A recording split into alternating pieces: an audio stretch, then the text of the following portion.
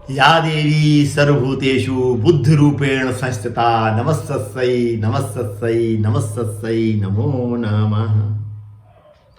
स्वागत है आप सबका आपके अपने इस चैनल एस्ट्रोलॉजर ठकुरेश पचौरी पर। आप सभी को मित्रों मेरी ओर से बसंत पंचमी की बहुत ही हार्दिक शुभकामनाएं। मित्रों हमारे हिंदू सनातन धर्म में जो बसंत पंचमी का पर्व है मित्रों, उसका अपने आप में विशेष महत्व है, क्योंकि बसंत पंचमी एक ऐसा शुभ दिन है जिसमें हम बिना किसी पंचांग शुद्धि के कोई भी शुभ और धार्मिक कार्य प्रारंभ कर सकते हैं। हमें किसी पंडित से पूछने की आवश्यकता नहीं है। इतनी महत्वपूर्ण तिथि बसंत पंचमी को मित्रों माना जाता है। और मित्रों इसी दिन से बसंत ऋतु का भी प्रारंभ हो जाता है।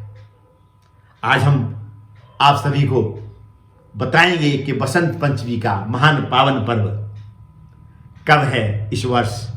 पूजा की संपूर्ण विधि के बारे में भी आपको बताएंगे। पूजा के मुहूर्त के बारे में भी हम चर्चा करेंगे। मित्रों ऐसी मान्यता है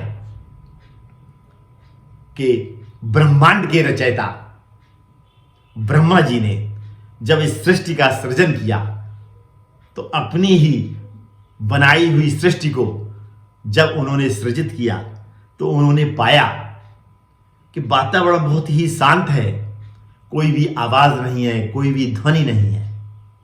तब उन्होंने नारायण जी से आज्ञा लेकर अपने कमंडल से जल लेकर पृथ्वी पर छिड़क दिया। पृथ्वी पर जल पड़ते ही पृथ्वी कांपने लगी और थोड़ी सी ही देर में चतुर्भुजाकार एक बहुत ही दिव्य और सुंदर स्त्री वहां प्रकट हो गई। जैसे ही वो दिव्य शक्ति वहां प्रकट हुई, ब्रह्मा जी ने उस दिव्य शक्ति से अनुरोध किया, क्योंकि उनके एक हाथ में वीणा थी, एक हाथ में मुद्रा थी और अन्य दो हाथों में किताबें और मालाएं थी। तो ब्रह्मा जी ने उनसे अनुरोध किया कि आप वीणा बजाइए। और उनकी वीणा बजाते ही इस सृष्टि के जीवों और मनुष्यों में आवाजें आ गईं और जो वातावरण शांत था उस वातावरण में आवाजें सुनाई पड़ने लगीं। अतः इस दिन का अत्यंत महत्व है, क्योंकि इस दिन मां सरस्वती जी अवतरित हुई थी। क्योंकि ये जो घटना घटित हुई मित्रों, वो माघ मास के शुक्ल पक्ष की पंचमी वाले दिन घटित हुई। इसलिए इस पर्व को सरस्वती जयंती के रूप में भी मनाया जाता है, क्योंकि मां सरस्वती ने आवाज के साथ साथ सभी प्राणियों में बुद्धि का और विद्या का भी संचार किया। इसलिए इनको बुद्धि की देवी, विद्या की देवी, संगीत की देवी के नाम से भी मित्रों जाना जाता है। और इस वर्ष जो बसंत पंचमी का पावन पर्व मनाया जाएगा वो 14 फरवरी 2024 दिन बुधवार को मनाया जाएगा, क्योंकि बुधवार का दिन है। बुधवार का दिन बुद्धि के लिए बहुत अच्छा माना जाता है। इसलिए इस दिन और इस पर्व का, क्योंकि इस दिन पड़ रहा है, बुधवार वाले दिन पड़ रहा है, अत्यधिक महत्व बढ़ जाता है मित्रों। क्योंकि 14 फरवरी को उदया तिथि में पंचमी है, अतः 14 फरवरी को ही हमें इस पर्व को मित्रों मनाना है। और पूजा का जो मित्रों विशेष मुहूर्त है वो प्रातःकाल 7 बजे से लेके दोपहर 12:10 तक है। अब क्योंकि जो बसंत पंचमी का पर्व है तो हमारे विद्यार्थियों के लिए, हमारे ऐसे मित्रों के लिए जो कि कला के क्षेत्र से जुड़े हुए हैं, अत्यधिक महत्व उनके लिए हो जाता है। अतः हमारे ऐसे विद्यार्थी जिनके विद्या में उचित परिणाम नहीं आ रहे हैं, बाधाएं आ रही हैं, और हमारे ऐसे मित्र जो संगीत से जुड़े हुए हैं और उस क्षेत्र में उनको सफलता नहीं मिल पा रही है, उनको अवश्य इस दिन व्रत रह के मां सरस्वती जी की पूजा अर्चना करनी चाहिए। सुबह उठिए, स्नान ध्यान करिए, पीले वस्त्र पहनिए और एक माँ सरस्वती जी की एक प्रतिमा ले लीजिए, एक फोटो ले लीजिए, एक चौकी लीजिए, उस चौकी पे पीला वस्त्र बिछाइए, वहाँ पे उनकी उस प्रतिमा को, उस तस्वीर को स्थापित कर दीजिए और उनको पीले वस्त्र पहनाइए, पीले पुष्पों से उनका श्रृंगार करिए और उनको अक्षत अर्पित करिए और पीला प्रसाद चढ़ाइए और वहीं पर बैठकर माँ सरस्वती जी का ध्यान, उनके मंत्रों का उच्चारण और उनकी आराधना करिए।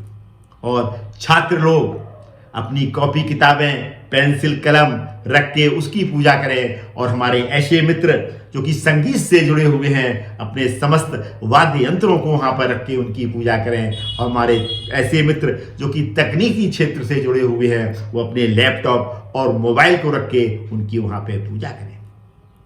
पूजा करने के पश्चात समस्त भक्तों में प्रसाद वितरित करें और यदि आप व्रत रहते हैं तो आप निराहार रह के भी व्रत रख सकते हैं, फलाहार रह के भी व्रत रख सकते हैं और अगले दिन व्रत का पारण करिए। अब हम ऐसे बच्चों की बात करने वाले हैं जो बच्चे अपनी शिक्षा का प्रारंभ करने वाले हैं। उनके लिए इस दिन क्या करना है, उनकी जो माताएं हैं उनको बसंत पंचमी वाले दिन उस बच्चे को कुछ अक्षर लिखवाने अवश्य चाहिए, कुछ पढ़ाना अवश्य चाहिए, यानी इसी दिन से उनकी शिक्षा का प्रारंभ कर देना चाहिए और एक अनार की कलम लाके उनकी जिह्वा पर ओम लिख देना चाहिए। यदि आप ऐसा करते हैं तो आगे आने वाले समय में वो बच्चे अत्यंत ही कुशाग्र बुद्धि के निकलेंगे, शिक्षा के क्षेत्र में अपने परिवार और अपने देश का नाम रोशन करेंगे। अब ऐसे छात्र जिनकी शिक्षा में बाधाएं आ रही हैं और वो इस दिन विधिवत सरस्वती जी की पूजा करते हैं जैसा कि मैंने पहले बताया और तस्वीर स्थापित करते हैं, उनको क्या करना है। जो तस्वीर उस दिन उन्होंने पूजा कक्ष में स्थापित की है उस माँ सरस्वती जी की तस्वीर को लाके अपने अध्ययन कक्ष में जहाँ वो पढ़ते हैं अपनी टेबल पर स्थापित करें और पढ़ने से पहले उन माँ सरस्वती जी का ध्यान करें और उनसे प्रार्थना करें शिक्षा में अच्छे परिणाम पाने के लिए। यदि वो ऐसा करते हैं तो आगे आने वाले समय में जो शिक्षाएं में उनकी बाधाएं आ रही थी वो तुरंत आने वाले समय में धीरे धीरे करके दूर हो जाएंगी और वो भी विद्या के क्षेत्र में अद्भुत चमत्कार करेंगे, ऐसा मेरा मित्रों मानना है।